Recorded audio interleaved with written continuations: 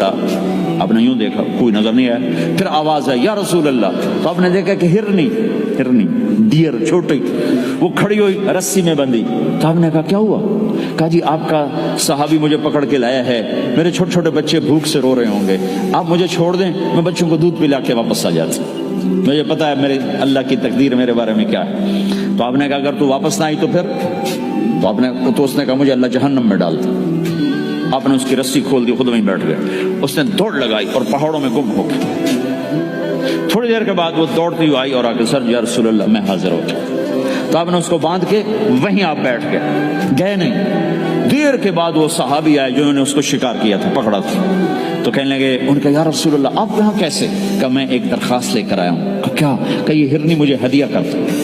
کہ یا رسول اللہ سب کچھ آپ کا ہے، کہ بس یہ ہدیہ کر دو۔ یا رسول اللہ حاضر۔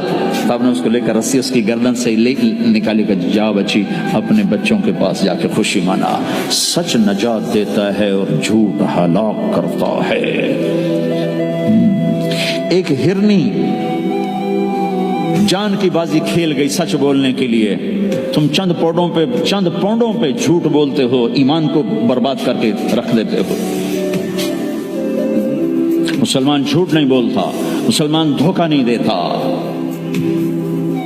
مسلمان کی زبان سے سخت بول نہیں نکلتا، کسی کو بے عزت نہیں کرتا، کسی کو کی بے کامی نہیں کرتا، کسی کا دل نہیں توڑتا، کسی کو ذلیل نہیں کرتا، خود سہتا ہے، اوروں کو خوشیاں دیتا ہے، خود دکھ سہتا ہے، اوروں کو راحت دیتا ہے، خود تکلیف سہتا ہے۔ یہ میرے نبی کے اخلاق ہیں، یہ میرے نبی کی زندگی ہے، اور یہ اسلام کا سب سے بڑا چیپٹر ہے اور سب سے مشکل چیپٹر ہے۔ جب میرے نبی نے لمبی نمازیں پڑھی تو اللہ نے روک دیا کہ میرے حبیب ما انزلنا علیک القرآن لتشقى، اتنی لمبی نماز نہ پڑھ کے تو تھک جائے۔ میرے نبی نے تبلیغ میں زور دکھایا تو اللہ نے روک دیا، فلتذهب نفسك علیہم حسرات، میرے نبی اتنا غم نہ کر کے آپ خود ہی آہیں بھرتے بھرتے آپ مر جائیں۔ میرے نبی نے مال سارا خرچ کیا، اللہ نے اس سے بھی روک دیا، ولا تبسطها كل البسط فتقعد ملوما محسورا، اتنا خرچ نہ کریں کہ آپ خود پھر دکھی ہو کے بیٹھ جائیں۔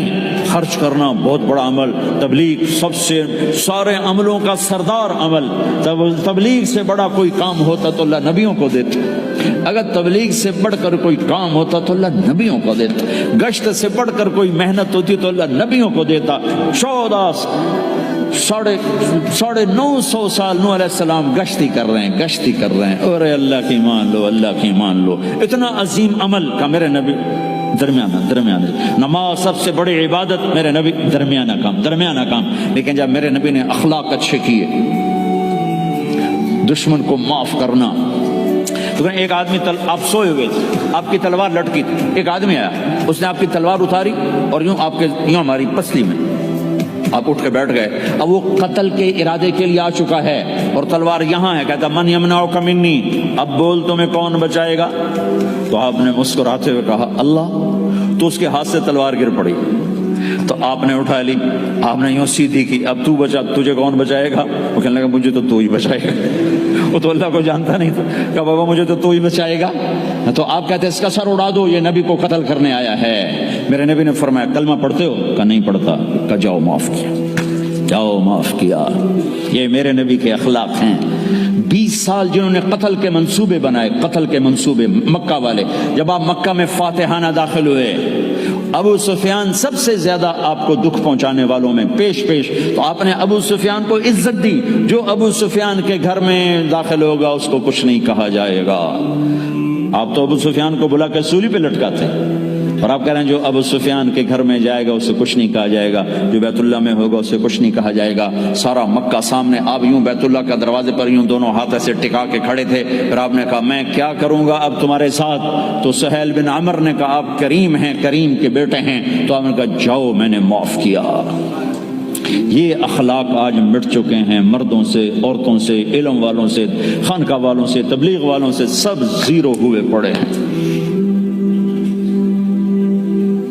جب تک یہ اخلاق زندہ نہیں ہوتے اسلامی زندگی قائم نہیں ہو سکتی، اسلامی معاشرت قائم نہیں ہو سکتی، اور دین دو چیزوں سے آگے پھیلتا ہے، ایک دعوت اور ایک اخلاق۔ دعوت اور اخلاق، دعوت نہیں ہوگی تو اخلاق وہیں پڑے رہ جائیں گے، اخلاق نہیں ہوگے تو دعوت کوئی قبول نہیں کرے۔ میرے نبی نے کتنے معجزے دکھائے مکے میں، نہیں کلمہ پڑھا، بدر میں ان کے 70 مارے گئے. فرشتوں کو دیکھا, جبریل کے گھوڑے کی آواز سنی, کلمہ نہیں پڑا. خندق میں شکست ہوئی, کلمہ نہیں پڑا. پانی نکلتے دیکھا, انگلیوں سے, کلمہ نہیں پڑا.